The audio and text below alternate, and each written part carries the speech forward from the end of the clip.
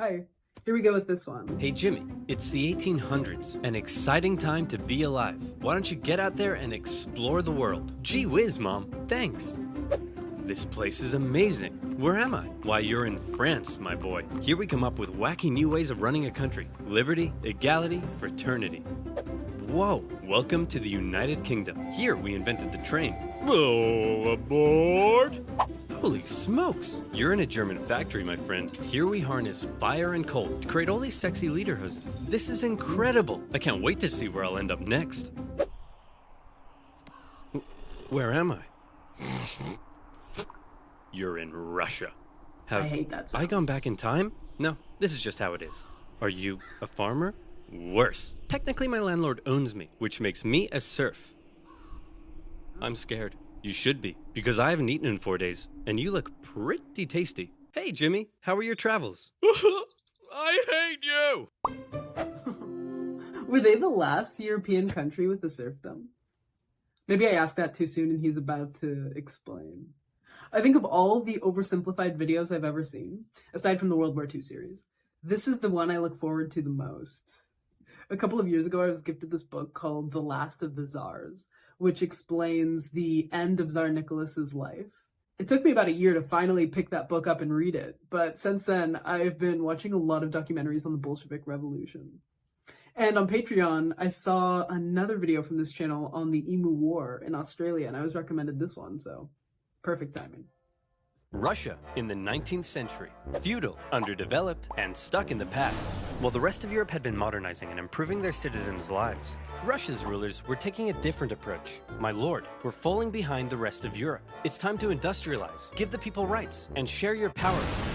Russian Tsars had no time for pathetic ideas like liberty and modernization because they were too busy having the time of their lives. While the serfs were breaking their backs in the fields, the Tsars held all the power, and they didn't have to listen to anyone. Want to run the country like a backwards feudal kingdom while the rest of Europe outpaces you militarily and economically? Go right ahead. Want to keep the people uneducated so they don't get any ideas? There's no one to stop you. Want to keep exporting grain even when there's a massive famine causing hundreds of thousands to die? That is your God-given right. While all of this was great for the Tsar, if you were literally anybody else, it probably sucked because Russia was falling behind. If they were to keep up with Europe, they'd need a strong ruler with some big ideas. Oh look, here comes one now. Hey everyone, it's me, Tsar Alexander II, and I've got some big news. I'm releasing you all from your serfdom. You're all free. Okay. Yes! Yep, I'm the best. Oh, there is one thing though. I spoke to your local lords and they weren't happy about losing all their free labor. So as a compromise, you're all gonna have to pay them back a near impossible amount of money for the next 49 years. Expect your lives to barely change. Okay, bye. Now I know what you're thinking. This Tsar Alexander II seems like a pretty cool guy. He's trying to reform the country and get Russia on the right path. Everyone must love this guy, right? Wrong. Why does one man get to decide the fate of everyone in the country? This whole system is dumb. Somebody should do something. Like what? Like kill the Tsar. You're gonna kill the Tsar? Well, me? No. I'm busy. I was kinda hoping you'd do it. Okay. See? The people love me. They're throwing flowers, confetti, and high-grade explosives. Okay, Nicholas, your grandfather has a mild case of being blown up by a terrorist, and he's not looking too hot. So we're gonna go say our goodbyes, okay? No, it'll be too scary for him. Nonsense, it won't be scary at all. We're just gonna say a quick goodbye. Ready? Boy, Oh my. look at me. The people did this to me. And one day, they'll do it to you! See? Wasn't scary at all. Potentially traumatic. So Alexander II was dead, but luckily, they had another Alexander lying around, Alexander III, and he felt his dad's reforms had weakened the Tsar's authority. Russia was massive, and as a result, had many ethnic minorities. Non-Russians? More interested in their own cultural heritage than in loving me? Isn't it great? So much beautiful culture and diversity in our great nation. Alexander thought all these minorities should be a little more Russian, and thereby loyal to him. So he repressed religious minorities. He repressed non-Russians. He introduced the Okhrana, a secret police force that repressed anybody who thought having a Tsar was dumb. If Alexander II was the great reformer, Alexander III was the great repressor. Now that's how you run a country. Hey Dad? Ugh, great. It's my son Nicholas, who I like to call a girly girl because he's so weak and pathetic. I just noticed the portrait of Dostoevsky back there. When are you gonna grow up? You still look like a girly girl to me. But Dad, I grew a beard. Yeah, an ugly girly girl beard. If Nicholas was to one day be Tsar, he needed his dad to teach him how to run the country. But his dad instead suggested that Nicholas go somewhere else. So Nicholas went to Japan, got an edgy dragon tattoo, had his head sliced off by a policeman, and then came home. Now will you teach me how to rule? I suppose it's time. Wait, I want to see that dragon tattoo. I'm gonna put a picture of it right here. Every time I see pictures of him, I think of how he looks that he could be a man from the modern day. It may be the beard. Okay, there's a lot you need to know before becoming Tsar. Uh-oh. What? I've got kidney inflammation. Yikes. Oh no! Upon his father's death, a totally unprepared Nicholas II ascended to the Russian throne. He wasn't a reformer like his grandfather, nor was he a repressor like his dad. Nicholas was Nicholas. Timid, easily swayed, and more interested in doing whatever the hell this is. Or this. Or this. He wasn't ready to rule, and he himself admitted it, saying, "I'm not yet ready to be Tsar. I know nothing of the business of ruling."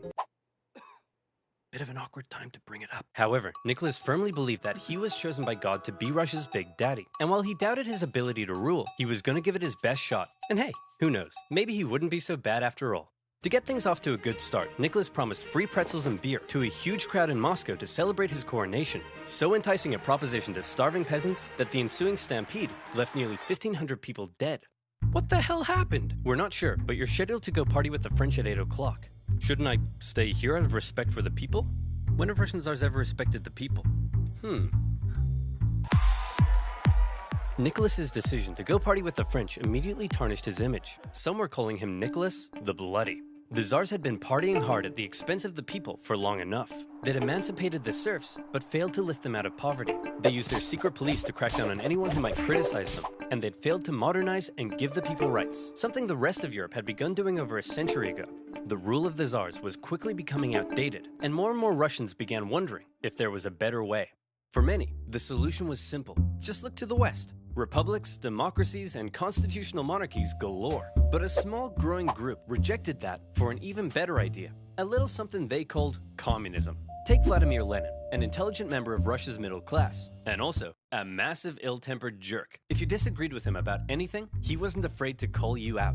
You fat-headed, simple-minded, vapid, cockeyed imbecile! Tenderheart Bear is a far superior Care Bear to Bedtime Bear.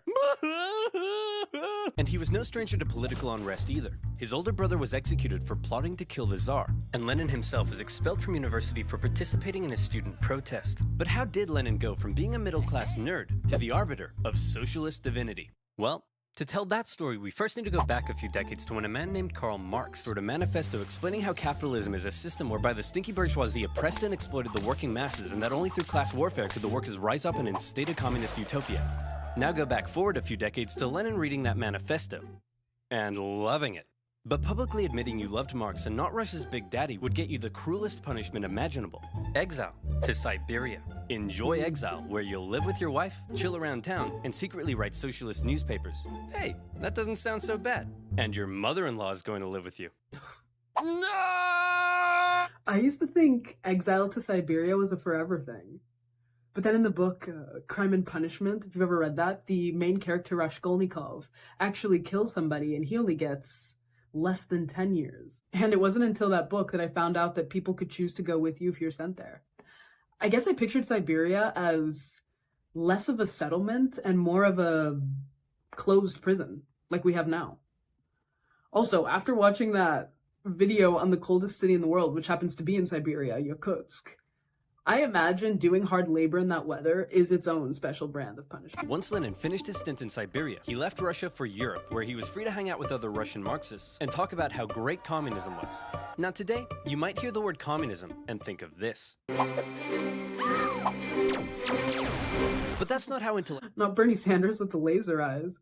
When I think of communism, I do think of this Soviet-era apartment building architecture. Intellectuals living under a tough Tsarist regime saw it. To them, communism promised a land where all were equal, where workers weren't exploited, and even people like you could get a girlfriend. So Lenin joined a party of Russian communists living in Europe, and he founded a communist newsletter that was smuggled into Russia to try to radicalize the people. However, not everyone in the Socialist Party agreed with Lenin. In fact, they disagreed with him on a lot of issues, and Lenin was so uncompromising that he caused a split in the party. During one conference, a heated debate broke out, and Lenin was unwilling to give an inch. You big, ignorant, half-witted, fatuous morons! Cereal is a soup!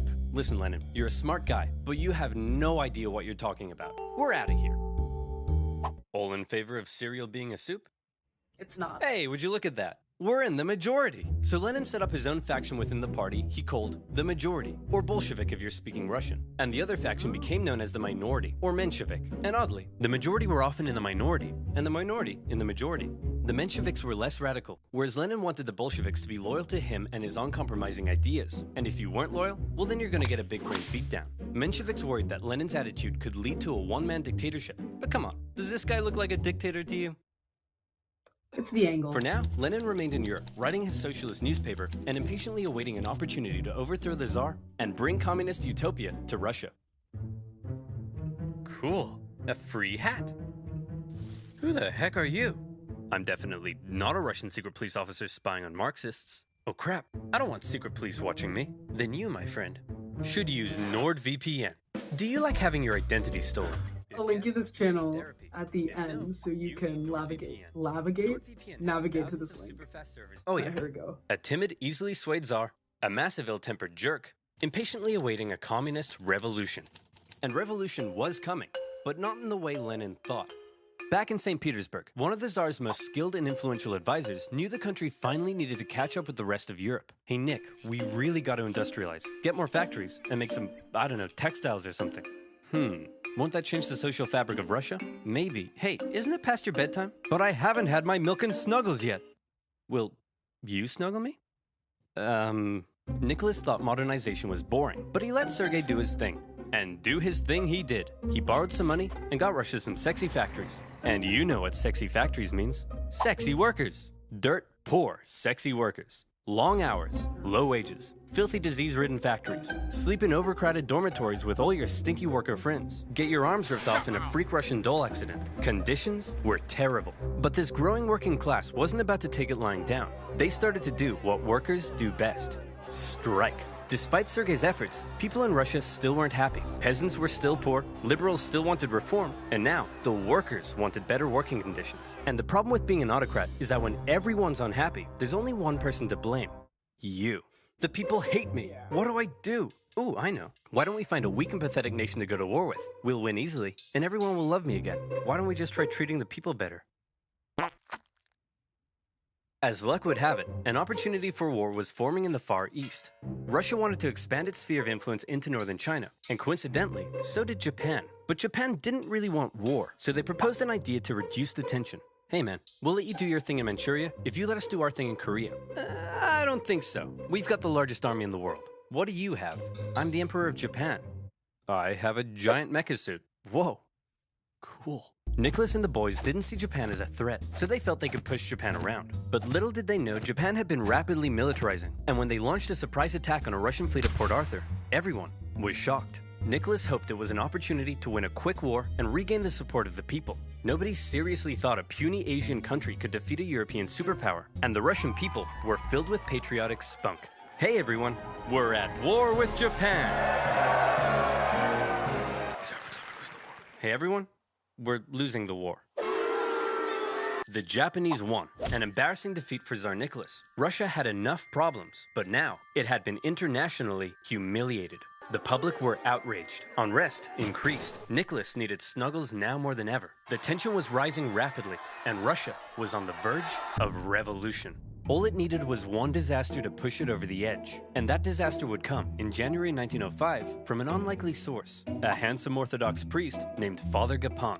Father Gapon was leading workers and their families to the Winter Palace, but this wasn't some violent uprising, it was a peaceful protest. They wanted to deliver a petition to Nicholas, which simply asked for more freedom and better working conditions. The protest was actually so peaceful and respectful that the Marxists thought it was a big waste of time.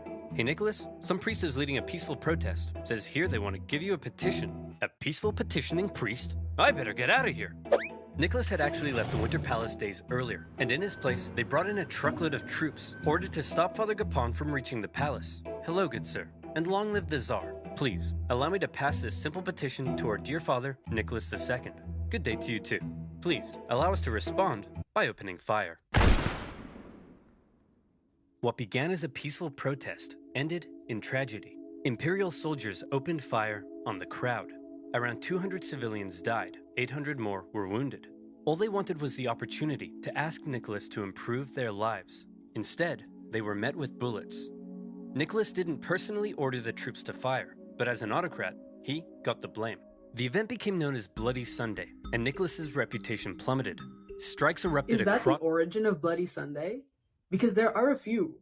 This one, the song from U2, Sunday Bloody Sunday, is about the troubles in Northern Ireland. There was another Bloody Sunday in the United States in Alabama.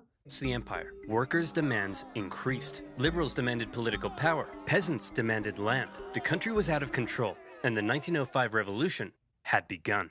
Listen, Nicholas, peasants seizing my land and murdering my family I can tolerate, but illegally chopping my wood? That's obscene! And the worse I treat my workers, the more they strike. I don't get it. Everyone relax. As long as the military is still on my side, there's nothing to worry about. Sir, the sailors are starting to mutiny. Well, my life just sucks! With Russia still losing to the Japanese, unrest was growing in the military, and some sailors had even taken to killing officers.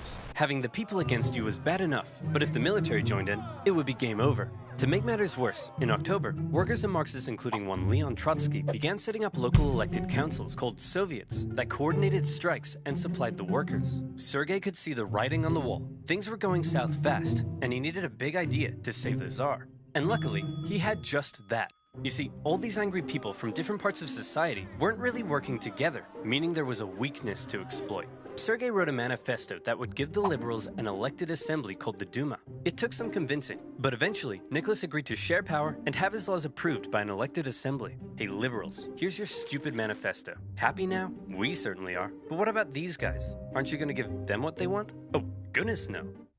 I was just going to kill them. With the liberals satisfied, and after ending the war with Japan, the Tsar brought thousands of troops home, who then dismantled the Soviets, arrested their leaders, and crushed the peasant uprisings in the countryside. And how about that pesky parliament Nicholas had agreed to share power with? Well, he then wrote a bunch of new laws, which basically said, hey, remember that manifesto I wrote and how you guys were going to approve my laws? Slight change of plan. Actually, I'm going to do whatever the hell I want, and you guys are going to shut up. What? The people won't stand for this. People? What people? You know, this is why people don't like you. And just like that, Nicholas had survived the 1905 revolution. But wait, a revolution? In Russia? Where was Lenin? Well, Lenin and his communist pals were still in exile. He tried desperately to radicalize the uprising, but all he could do was watch. As the movements failed to organize, the liberals sold out the poor, and the Tsar outplayed the people. Furious, he believed Russia had missed a great chance for a real revolution. From now on, he felt the only way left was an armed revolution by the workers. Watching the events of 1905 unfold, Lenin learned a lot. The Tsar, however, would prove to have learned nothing. After the 1905 revolution had failed, the Tsar's new top man was Pyotr Stolypin, and he had big ideas to prevent any more chaos. Step 1, reform agriculture. This'll make the peasants love you. And step 2, we'll kill anyone who doesn't. To discourage any more revolutionary ideas, Stolypin began to crack down even harder on the Tsar's opponents, and thousands were sentenced to death. The noose even earned itself a new nickname, Stolypin's necktie. I don't get it. Oh, I see, because it goes around my neck. That's so funny. But despite the oppression, many positive reforms were also being made, and the Russian economy even began to improve. This was a problem for Lenin. If the people weren't suffering, then they wouldn't support a revolution. Still in exile and lacking funds, the Bolsheviks simply weren't in a position to do anything. Luckily, it was around this time that Lenin met an incredibly handsome Georgian with your second favorite historical mustache, Joseph Stalin. Lenin and Stalin met at a communist convention in Finland, and Lenin liked Stalin because he was a real go-getter and was great at fundraising for the Bolsheviks. And by fundraising, I mean kidnapping, robbing, extorting, bribing, ransoming, assassinating, prison breaking, stealing, bank raiding, executioning, and stealing again. Hey Stalin, the Mensheviks aren't so hot in all this stealing, but we still need money. So the next time you do a big heist, just do it quietly. Okay, quietly. Got it. If this isn't quiet, I don't know what is. Stalin's wacky antics eventually got him exiled to Siberia, but he had established himself as a big balls Bolshevik. However, no amount of Bolshevik balls could stop what was happening. The Russian economy was making a recovery. For the Tsar, things were looking up. This is great. All Nicholas has to do is sit back and not mess anything up. Hey everyone, big news. I'd like to introduce you to my new best friend. He's a crazy, drunken, beardy, horny, scandal-ridden magic wizard man, and he smells like a goat. We're screwed. Rasputin.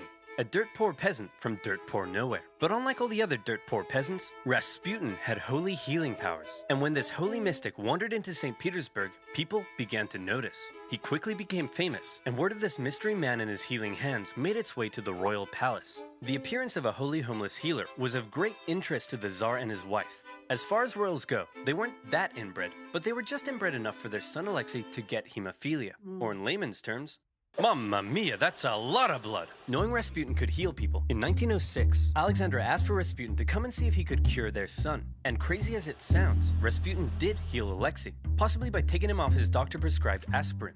Having seemingly done the impossible, Rasputin became very, very close to the royal family. But having a... Yeah, aspirin's a blood thinner, which is not good if your blood can't clot, which I think is hemophilia? Aspirin's been around way longer than I knew.